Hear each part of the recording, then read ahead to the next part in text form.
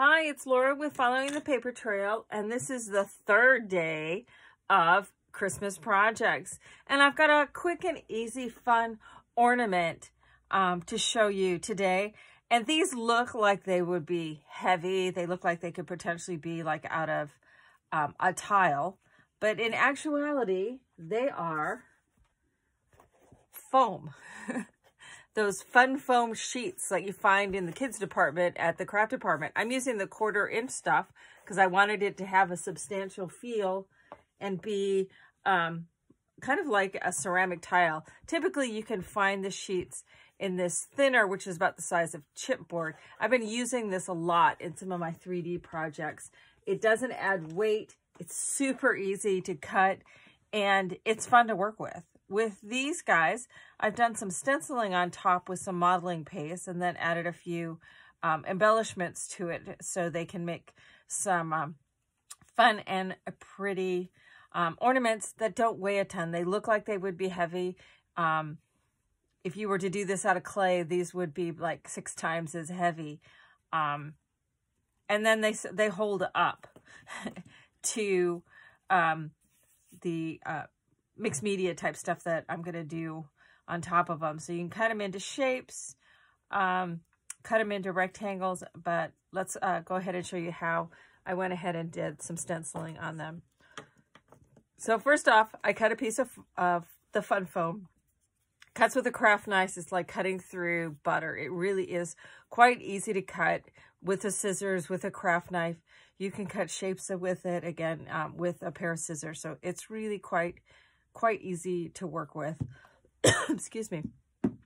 I am, for this, going to be using a couple of the Crafters Workshop stencils. I am on their design team, and FTC rules means that I have to tell you, I do receive product from them for free.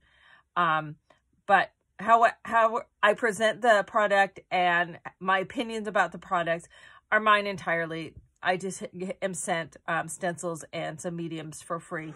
But it's products that I was using before becoming a design team member. So these are more of almost a mask-like stencil. They're real fine detail on them, but you can use any kind of stencil that you want. I'll put the numbers for these two in the description for this video.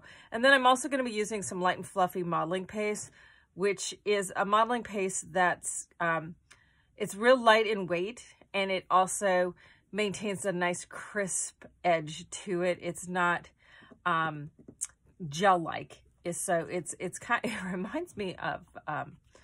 It really does remind me of frosting for a cake. And there's several other manufacturers that make this one, but this is my absolute all-time favorite modeling paste. I love it. It works on so many different things. So I'm just going to place one of these. Let's just go ahead and use this one. I can center it. Maybe I think I'll do something like that. Just place it wherever you like how the image is looking. Kind of have to hold it down to begin with. But once the paste is on there, you don't need a lot, just a little blob. Then I'm just going to, I'm putting it on relatively thick. I am covering the entire piece of foam. Even if I was at the edge of the stencil like I did on this one, I just go ahead and cover the whole thing. Kind of keep it as even as possible. I'm not totally scraping it all off. And then I'm just going to leave it on there for a second, because in my next step, I'm going to spray it before, so that I keep those white edges in there. I'm going to spray it, and I'm going to use a Distress Oxide spray, a Tim Holtz one, and I'm also going to use a Lindy's Stamp Gang, or I guess Lindy's Gang, I guess they call themselves now. Sparkly spray too. So I'm just gonna spritz it on there. This is cracked pistachio, so it's a little green tone. I kind of like having maybe it be not so perfect and even. And then I'm gonna take, this is a green tone too. Should have shaken it up beforehand. Oh, I should move these out of the way so I don't get spray on them. Come on. sat for a while. Sit for a while. Can't even talk today. All right, so I'll give it a little, whoops.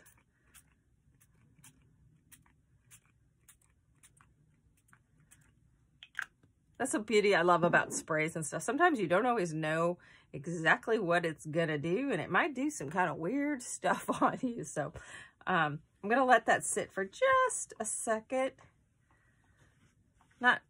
It takes a little bit to dry, so I'm just gonna let it sit for just a quick second before I go ahead and lift it off.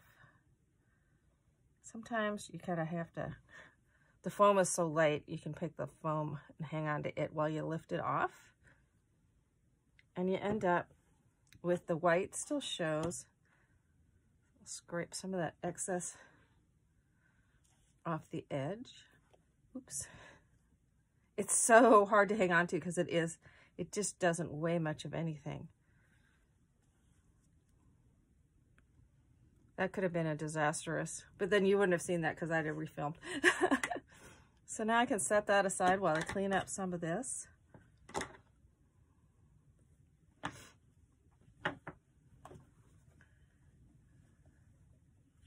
Baby wipes. Gotta love baby wipes. My kids are too old to use them, but I use a ton of them. I use more baby wipes now as a mixed media artist than I ever did as a mom. So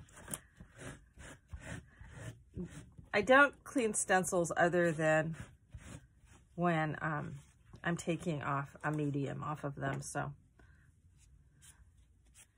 because it will dry on there and it will mess up your stencil a bit if you leave it on there. So I have my messy towel. All right, so with one of the things I love about the Light and Fluffy is that it will puff a bit, kind of like a puffy paint when you dry it with a heat tool. Now the fun foam, especially the thick fun foam, does just fine, excuse me, with being heated. Doesn't warp it, doesn't bend it. The thinner stuff will bend it a little bit. Years and years and years and years and years ago, I did a video where I stamped with rubber stamps into fun foam. So you can heat it up, but the thinner stuff will warp a little bit. This stuff doesn't do that. But the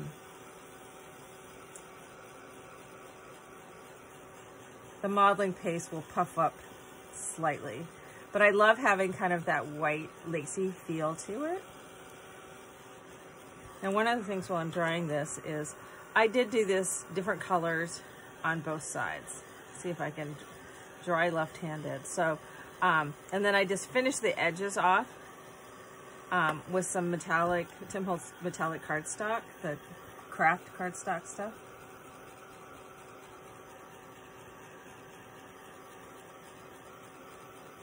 But it puffs up a bit, goes back down, kind of gives a neat effect.